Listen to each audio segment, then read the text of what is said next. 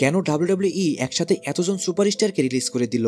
এছাড়াও রয়েছে রককে কি তাহলে দেখা যাবে এলিমিনেশন চেম্বারে, এবং এলিমিনেশন চেম্বারে কি হবে সোলো সিকোয়া কোডি রোজের ম্যাচ? আর পেন্টা রিভিল করলো ডাব্লিউডাব্লিউতে তার ড্রিম ম্যাচ।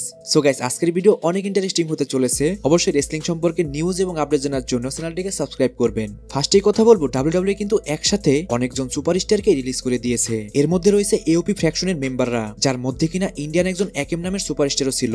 আর গাইস, এরই মাধ্যমে কিন্তু ইন্ডিয়ার সাথে ডাব্লিউডাব্লিউর সমস্ত রিলেশন শেষ হয়ে গেল। এখন বর্তমানে ইন্ডিয়ান কোনো সুপারস্টারই নেই ডাব্লিউডাব্লিউতে। এছাড়াও রয়েছে জিভানি ভিনসি, তাকে যে রিলিজ করা হয়েছে এটা নিয়ে কিন্তু অনেক কন্ট্রোভার্সি হচ্ছে। এখন সবাই বলছে কেন এখানে জিভানি ভিনসিকে রিলিজ করা হলো? তার তো এখানে রিটার্ন করার কথা ছিল, এবং কি লুডভিগ কাইজারের সাথে তার ফিউড হওয়ার কথা ছিল, কিন্তু হঠাৎ করে জিভানি ভিনসিকে ডাব্লিউডাব্লিউ বের করে দিল। এছাড়াও রয়েছে গুড ব্রাদার্স, এবং কি সব থেকে শকিং সোনিয়া ডেভিল। এখন অনেকেই এটা নিয়ে বলছে কেন একসাথে ডাব্লিউডাব্লিউ এতজন সুপারস্টারকে রিলিজ করে দিল। তারা সবসময় চেষ্টা করবে যাদের দিয়ে তাদের লাভ হবে তাদেরকে এখানে রাখতে। আর এটা যদি এখন ভিন্স ম্যাকম্যানের সময় হতো তাহলে কিন্তু সবারই এখন মাথা গরম হয়ে যেত। বাট এখন যখন ট্রিপল এইচের এরা এটা হলো, তখন কিন্তু কেউ সেরকম কিছু বলছে না, কারণ এটাও হতে পারে এখনকার অডিয়েন্সরা আরো অনেক বেশি ম্যাচিউরড হয়ে গেছে। এই জন্যই তারা ভালো মতনই বুঝে যে এটা একটা বিজনেস। কিন্তু গাইস, সব থেকে বেশি খারাপ হয়েছে জিভানি ভিন্সির সাথে। তাকে কিন্তু একদমই ডাব্লিউডাব্লিউ থেকে বের করে দেওয়া উচিত হয়নি। নেক্সট কথা বলবো অ্যালেক্সা ব্লিসকে নিয়ে। গাইস, অ্যালেক্সা ব্লিস যে ওয়াইড সিক্সে যাবে এর বিষয়ে কোনো সন্দেহই নেই। রিসেন্টলি সে একটা পিকচার আপলোড দিয়েছে, সেখানে তার মেয়ে ফিনের যে ডলটা ছিল তার সামনে বসে রয়েছে। সে খুব তাড়াতাড়ি ওয়াইড সিক্সে অ্যাড হতে যাচ্ছে।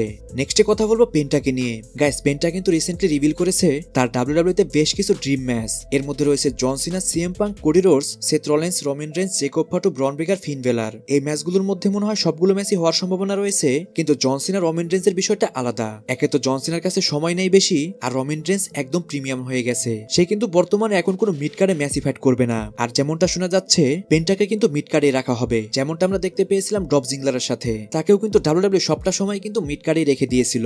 নেক্সট কথা বলবো কোডি রোডস ভার্সেস সোলো সিকোয়ার ম্যাচকে নিয়ে। গাইস, এটা কিন্তু রিউমার বের হয়ে গেছে যে সোলো সিকোয়ার সাথে কোডি রোডসের এলিমিনেশন চেম্বারে ম্যাচ হবে। এখন গাইস, এই ম্যাচটা কিন্তু বেশিরভাগ অডিয়েন্সরাই দেখতে চাচ্ছে না।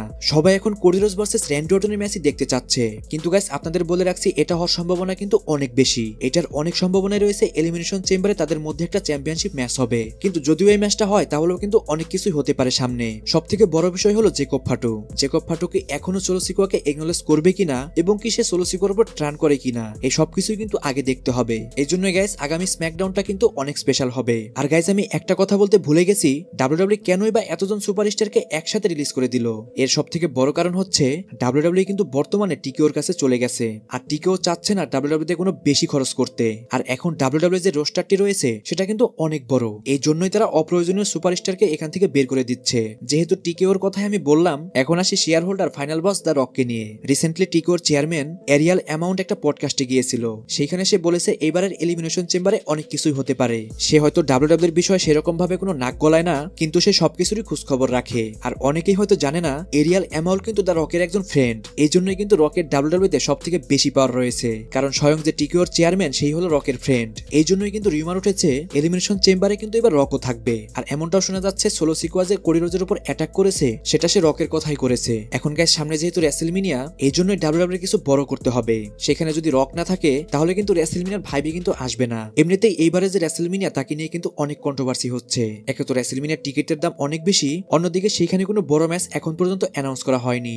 সো গাইজ, আজকের ভিডিও এই পর্যন্তই। রেসলিং সম্পর্কে সমস্ত নিউজ এবং আপডেট জানার জন্য চ্যানেলটিকে সাবস্ক্রাইব করবেন। আর কিছু জানতে চাইলে অবশ্যই কমেন্টসে জানাবেন।